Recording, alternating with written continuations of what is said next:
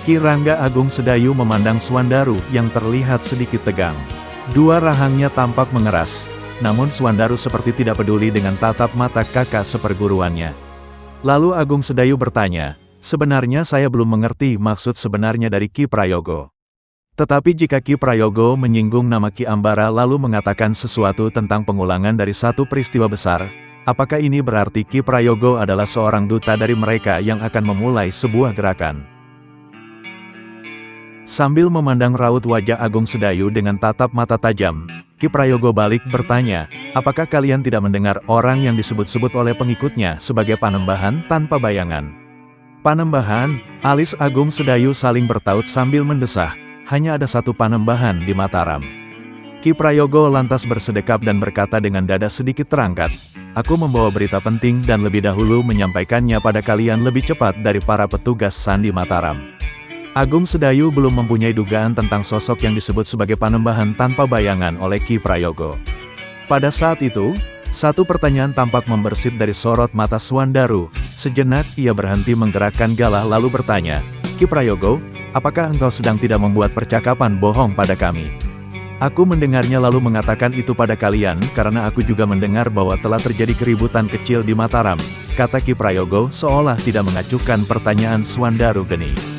"Hentikan bicaramu, Ki Prayogo," geram Suandaru yang merasa seperti dipermainkan oleh Ki Prayogo. "Aku mengerti apa yang sedang aku bicarakan, anak lelaki Ki Demang Sangkal Putung," sahut Ki Prayogo yang semakin membuat dada Suandaru makin bergemuruh.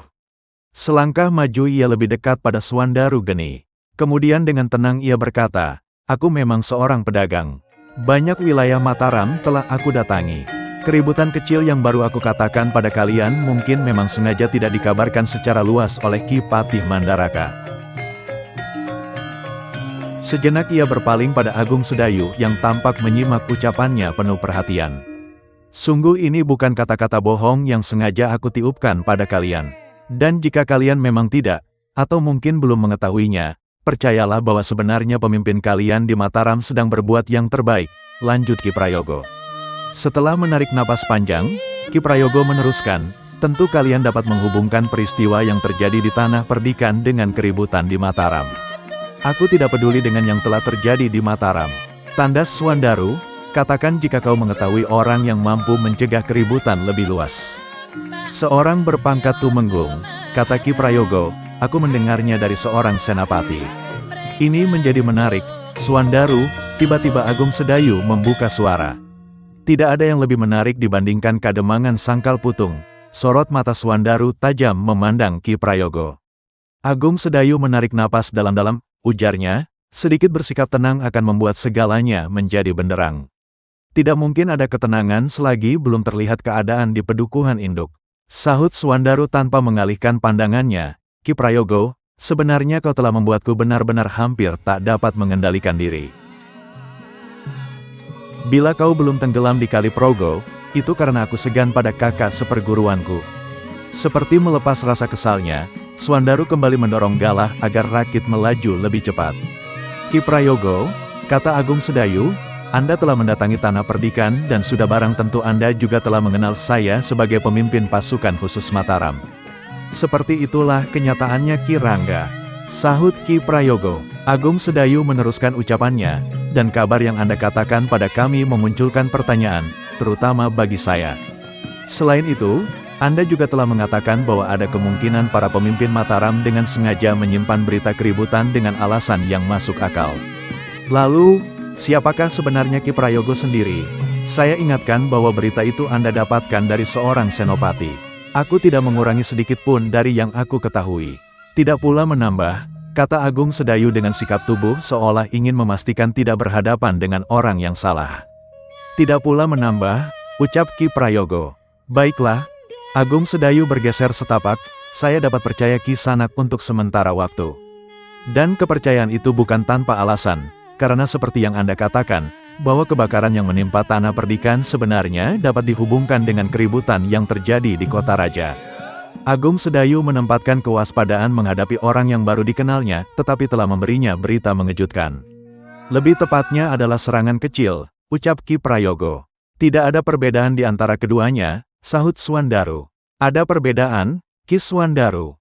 Ki Prayogo mengubah sikapnya terhadap Swandaru Geni. Swandaru kembali mendorong rakit sembari melirik pada tukang satang yang diam berdiri di ujung rakit. Sebelum Ki Prayogo membuka mulutnya kembali, Agung Sedayu cepat memotong, "Tidak perlu Kisanak menggurui adik saya. Saya akan mengatakan padanya jika memandang perlu. Tetapi untuk sementara ini, Anda dapat menjelaskan tentang sosok yang disebut banyak orang sebagai Panembahan tanpa bayangan." "Tidak banyak yang aku ketahui mengenai orang itu," Ki Prayogo berkata. "Tetapi teman-temanku yang banyak melakukan perjalanan dari utara ke selatan mengatakan ada sejumlah orang telah berkumpul pada satu tempat." "Tanah lapang?"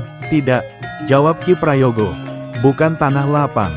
Mereka lebih memilih untuk berbaur dalam satu pedukuhan dan membangun dinding yang mengelilingi pedukuhan itu dari pohon kelapa." "Apakah teman-teman Anda tidak mempunyai keterangan yang lebih mendalam lagi?"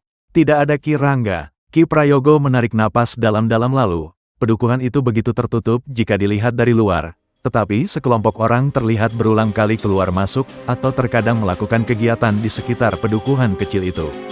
Agung Sedayu membuat bayangan tentang kemungkinan orang-orang di pedukuhan itu akan berkembang. Namun ia tidak mengungkap jalan pikirannya pada Ki Prayogo meskipun orang itu memberi kesan baik. Sebagai seorang prajurit dan mempunyai kedudukan istimewa, Agung Sedayu kemudian berketetapan hati untuk pergi menuju Mataram apabila permasalahan di Sangkal Putung telah dapat dikenali. Rakit tidak lama lagi akan tiba di sisi lain Kali Progo. Swandaru menarik napas lega lalu menyerahkan galah pada tukang satang disertai sejumlah keping logam pembayaran. Tiba-tiba beberapa pisau kecil meluncur deras ke arah rakit yang di atasnya ada Agung Sedayu dan Swandaru. Serangan mendadak ini mengejutkan dua orang Mataram. Yang terjadi kemudian adalah Agung Sedayu yang melihat serangan meluncur cepat padanya. Agung Sedayu segera memukul lambung kuda agar melompat ke dalam air. Sementara ia sendiri menelungkup rata di atas lantai rakit. Swandaru cepat menarik tukang satang agar merendah, sementara ia meraih galah panjang menutup tubuhnya dari lontaran belati yang nyaris tidak terlihat karena hari beranjak gelap. Pada saat tanah perdikan Menore tengah dilanda kebakaran dan Sangkal Putung dalam keadaan kosong, Sayoga harus meladeni dua orang pengikut Raden Atmandaru yang berilmu tinggi. Sayoga berloncatan mengelak serangan yang terengginas dan mengurungnya dari segala penjuru. Ki Sarjuma tidak memberi kesempatan pada lelaki muda yang mendekap ilmu serat wajah untuk membalas serangan, bahkan tidak memberi kesempatan pada Sayoga untuk bernapas. Sementara Ki Malawi dengan lincah dan cekatan menutup setiap celah yang ditinggalkan oleh kawannya, maka dengan demikian Sayoga benar-benar dalam keadaan bahaya. "Aku tidak akan membiarkanmu hidup," kata Ki Sarjuma dengan kaki terjulur mengarah pada lambung Sayoga. Sayoga menggeliat cepat seraya memutar lengan, menepis punggung tangan Ki Malawi. "Pemimpin kami telah mengajarkan pada kami arti sebuah kerjasama," sahut Ki Malawi. "Panembahan kami memberi perkenan untuk merampas harta setiap orang yang menentang. Bahkan kami pun diizinkan untuk mengambil perempuan yang telah bersuami. Tidak ada larangan dari pemimpin kami. Bahkan kami berdua terkadang mendapat hadiah berupa wanita muda dari Panembahan. Bukan begitu Ki Malawi?" Derai tawa Ki Sarjuma menjadikan kulit Sayoga meremang.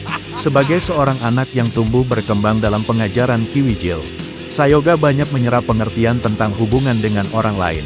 Pengertian mengenai budi pekerti pun disampaikan oleh Nyi Wijil tanpa melewatkan satu contoh yang baik dan buruk.